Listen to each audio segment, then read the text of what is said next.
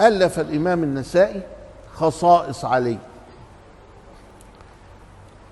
فجم بعض الناصبة دول مين؟ من يناصبون أهل البيت العداء والعياذ بالله تعالى. احنا بنحب سيدنا وبنحب أهله، دبدة وبان كده، سكر في شاي، اللي عاجبه عاجبه واللي مش عاجبه مش عاجبه، هو حر، عيش حياتك.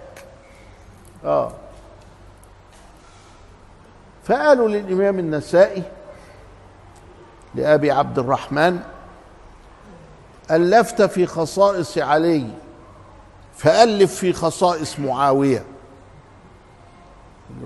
خصائص معاوية ازاي يعني؟ مش فاكر هو النبي قال حاجة في معاوية؟ طب قولوا لي هي ايه؟ النبي قال كتير في علي: اللهم والي من والاه وعادي من عداه.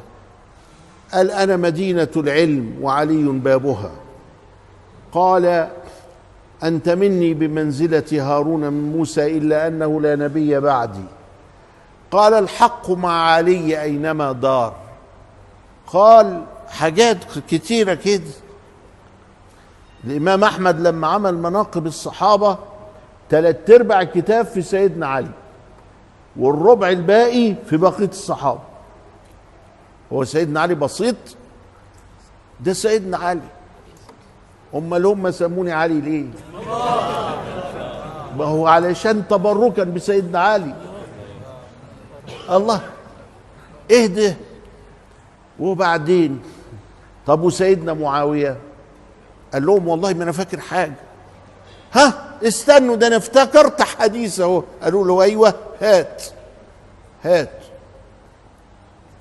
قال: النبي قال: لا أشبع الله له بطنا.